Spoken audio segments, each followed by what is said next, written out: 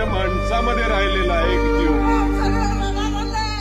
तिच्या डोळ्यात पाणी होतं कारण तिला आम्हाला सोडून जायचंच नव्हतं. परत आमची हत्ती आम्हाला परत पोच करावा.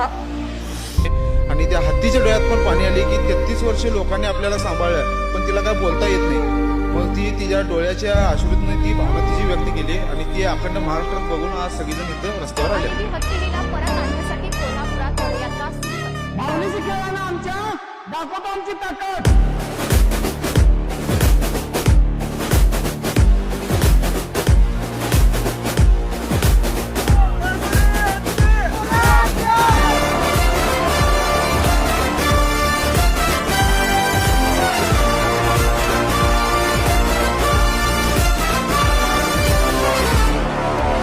पासून कोल्हापूर जिल्हाधिकारी कार्यालयापर्यंत मूक पदयात्रा आहे ती सुरू झालेली आहे. आमच्या माधुरीचा पालन पोषण गेल्या 35 वर्षापासून या मठामध्ये अतिशय चांगल्या पद्धतीने होत असताना कोणत्याही परिस्थितीमध्ये महादेवी हत्तीनीला परत दिलंच पाहिजे आणि त्यासाठीचं राष्ट्रपतींना जे निवेदन आहे ते निवेदन या ठिकाणी जिल्हाधिकाऱ्यांच्याकडे दिलं जाणार आहे. आणि